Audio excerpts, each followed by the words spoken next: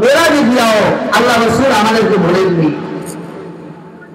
এরপরে ফেরেশতারা বলল আশহাদু আল্লা ইলাহা ইল্লাল্লাহু ওয়া আশহাদু আন্না মুহাম্মাদান আবদুহু ওয়া রাসূলুহু, আমরা সাক্ষ্য দিতেছি আল্লাহ ছাড়া কোনো মাবুদ নাই, হযরত মুহাম্মদ সাল্লাল্লাহু আলাইহি সাল্লাম আল্লাহ তাআলার বান্দা ও রাসূল। রাসূল চলে আসবেন, আল্লাহ হাদিয়া দিয়ে দিলেন কত ওয়াক্ত নামাজ বলেন না, কত ওয়াক্ত? 50 ওয়াক্ত। কত ওয়াক্ত বলেন? 50 ওয়াক্ত। আপনারা জানেন না এটা? জানেন, আলহামদুলিল্লাহ। আল্লাহ রাব্বুল আলামিন 50 ওয়াক্ত নামাজ দিয়ে দিলেন। রাসূলুল্লাহ সাল্লাল্লাহু আলাইহি সাল্লাম আল্লাহর কাছ থেকে 50 ওয়াক্ত নামাজ নিয়ে ফিরে আসতেছেন। হযরত মূসা কালিমুল্লাহর কাছে এসে আসতো যখন, মূসা বললেন ইয়া রাসূলুল্লাহ, কি নিয়ে আসলেন আল্লাহর কাছ থেকে হাদিয়া? রাসূলুল্লাহ সাল্লাল্লাহু আলাইহি সাল্লাম বললেন 50 ওয়াক্ত নামাজ নিয়ে আসলাম। বলে পারবে না, পারবে না, আমার উম্মতের উপরে সামান্য কিছু নামাজ ছিল সেটাই তো পারে নাই, আপনার উম্মত 50 ওয়াক্ত নামাজ আদায় করতে পারবে না। যান যান যান, আল্লাহর কাছে ফিরে যান, নামাজটা একটু কমাই নিয়ে আসেন। হযরত রাসূলুল্লাহ সাল্লাল্লাহু আলাইহি ওয়াসাল্লাম মূসা নবীর কথা শুনে আল্লাহর কাছে গেলেন, দরখাস্ত করলেন, মালিক আমার উম্মতেরা দুর্বল, 50 ওয়াক্ত নামাজ আমার উম্মতেরা পারবে না, আপনি কিছু কমিয়ে দিন। 5 ওয়াক্ত কমিয়ে দিলেন। এরপরে আবার আসলেন মূসা নবীর কাছে, আবার মূসা নবী পাঠাইলেন। এইভাবে 9 বার আসলেন, 9 বার দিলেন। কয়বার বলেন? প্রত্যেকবার যদি 5 ওয়াক্ত করে কমানো হয়, 9 বারে কত ওয়াক্ত হয়? 45 ওয়াক্ত কমিয়ে দিবেন। মূসা নবী ডাক দিয়া বলেন, ইয়া রাসূলুল্লাহ, আপনি আরেকবার যান, আর কিছু কমাই নিয়ে আসেন, এই 5 ওয়াক্ত নামাজ আপনার উম্মত পারবে না।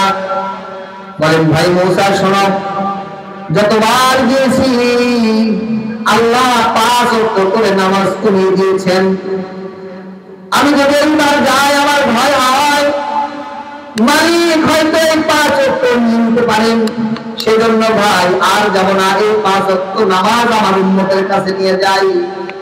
নবীজি বলেন এই 5 ওয়াক্ত নামাজ যদি কেউ পরে গুরুত্ব দিয়া আল্লাহ রাব্বুল আলামিন 50 ওয়াক্ত নামাজ পড়ার সওয়াব দিবেন। সুবহানাল্লাহ। 5 ওয়াক্ত বললে কয়টা সওয়াব? 50 ওয়াক্ত। আমাদের সমাজের মা বোনেরা এবং যুবক ভাইরা এবং অনেকেই নামাজের প্রতি অবহেলা করে, কি করে না বলেন? যারা মুরব্বী আছে এখন মসজিদ ছাড়া উপায় নাই, মসজিদে আসে কেমন জানো বড় লোকের জন্য মসজিদ না, কেমন জানো যুবকদের জন্য মসজিদ না, সপ্তাহে একদিন মসজিদে আসে। ও আমার যুবক ভাইরা, দিলের কান দিয়ে শুনেন কথাগুলো রাসূল কি বলেছেন। দুনিয়া থেকে রাসূল যখন চলে যাবেন, রাসূলের যখন অন্তিম মুহূর্ত বেহুশ হয়ে যাচ্ছেন, আবার হুঁশ ফিরে আসতেছে, আলী ইবনে আবি তালেব বলেন, সহিহ ইবনে মাজাহ 2698 নম্বর হাদিস, আলী ইবনে আবি তালেব বলেন রাসূলুল্লাহ সাল্লাল্লাহু আলাইহি সাল্লাম বারবার বেহুশ হয়ে যাচ্ছেন, আবার বারবার হুঁশ ফিরে আসতেছে, একটা কথা বারবার বলতেছে, বারবার বলতে বলতে রাসূলের মুখ থেকে ফেনা বের হয়ে এসেছে। শব্দটা হলো আসসালাত আসসালাত আসসালাত মা মালাকাত আইমানুকুম। ও আমার কলিজার টুকরা উম্মতেরা, ও আমার কলিজার টুকরা উম্মতেরা, নামাজ নষ্ট করো না, নামাজগুলো ঠিক মতো আদায় করিও। ওয়ামা মালাকাত আইমানুকুম, এবং প্রতিবেশীর হক গুলা তোমরা আদায় করিও। এই 2টা কথা বললেন। এখন বলেন তো দেখি, মানুষ যখন মৃত্যুর সময় আসে তখন কি যেই নসিহতটা করে এটা অনেক গুরুত্বপূর্ণ কিনা বলেন? অনেক গুরুত্বপূর্ণ। আল মুআজ্জামুল আসাদের 1859 নম্বর হাদিসে আল্লাহ রাসূল সাল্লাল্লাহু আলাইহি ওয়াসাল্লাম বলেন, আউয়ালু মা ইউহাস বিহিল আবদু ইয়াউমাল কিয়ামাতিস সালাহ ফাইন সালাহাত সালাহা সাইরু আমালি ওয়া ইন ফাসাদাত ফাসাদা সাইরু আমালি। আল্লাহর হাবিব সাল্লাল্লাহু আলাইহি সাল্লাম বলেন, কিয়ামতের ময়দানে ইবাদতের মধ্যে সর্বপ্রথম নামাজের হিসাব নেওয়া হবে। ফাইন সালাহাত, যে ব্যক্তির নামাজের হিসাব পুঙ্খানুপুঙ্খানুভাবে দিতে পারবে, নামাজের হিসাবগুলো ঠিকঠাক ভাবে দিতে পারবে, সালাহা সাইরু আমালি, অন্য আমলগুলোও আল্লাহ পাক নামাজের উসিলায় কবুল করে দিবেন। সুবহানাল্লাহ। ওয়া ইন ফাসাদাত, আর যে ব্যক্তি নামাজের ক্ষেত্রে ধরা খেয়ে যাবে, নামাজের হিসাব দিতে পারবে না, ফাসাদা সাইরু আমালি, কিন্তু জনকল্যাণমূলক কাজ করেছেন, জিকির আজকার করেছেন, সাদাকা করেছেন, কিন্তু নামাজ পড়েননি, নামাজের হিসাব পুঙ্খানুপুঙ্খানুভাবে যে দিতে পারবে না, অন্য আমল যতই ভালো হোক না কেন, নামাজের কারণে সব আমল বাদ হয়ে যাবে। নাউযুবিল্লাহ। আল্লাহ নাসাই শরীফের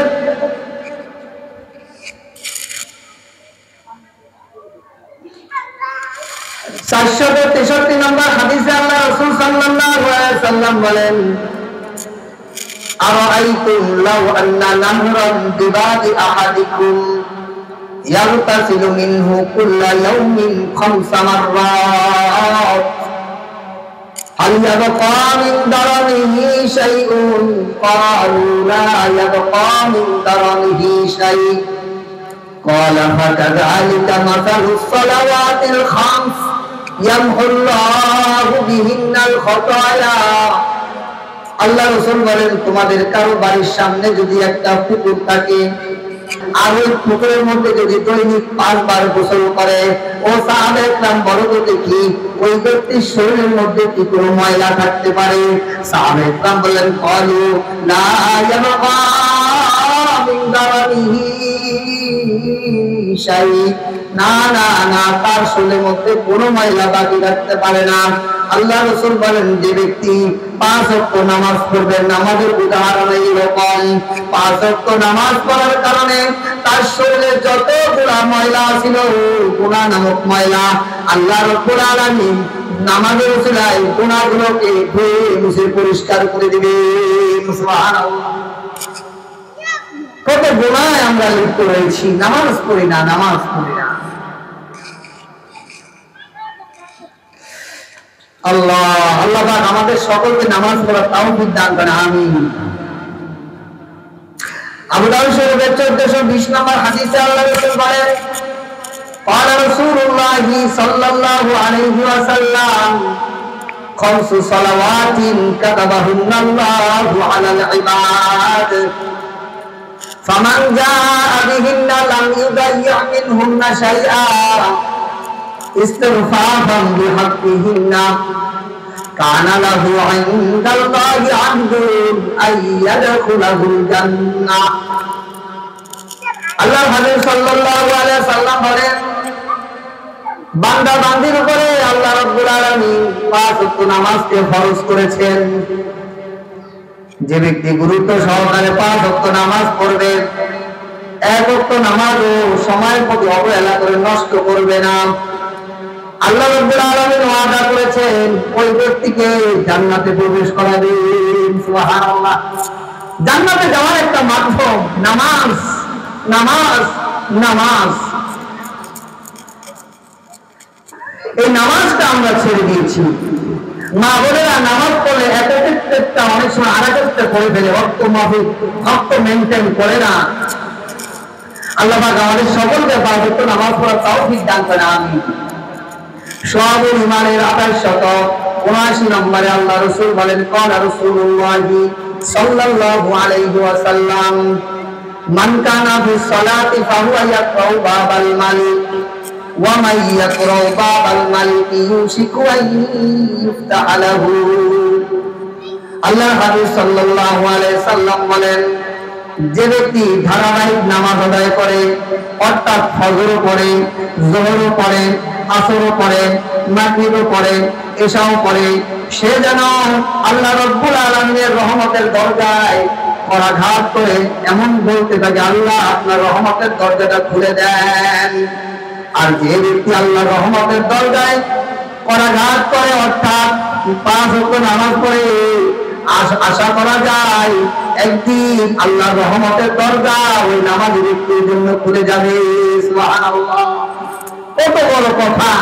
আর নামাজ পড়া মানে আল্লাহর দরজায় করাঘাত করা, করাঘাত করা। আল্লাহ আমাদের তৌফিক দান করে, আমিন।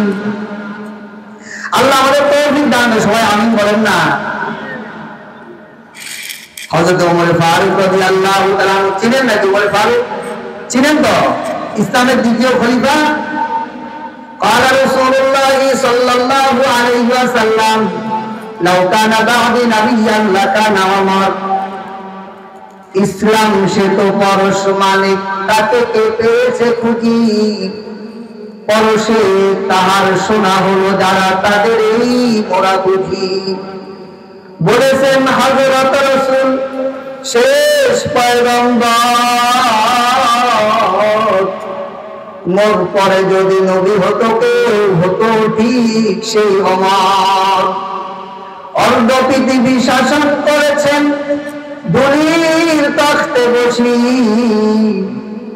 খেজুর পাতার পাশার তাহার বারে বারে গেছে খুশি। শুধু অঙ্গুলি হেলনে শাসন করিতেন এই জগতে, দিয়েছিলেন ফেরি মুহাম্মাদের চরণে শেষ অংশী।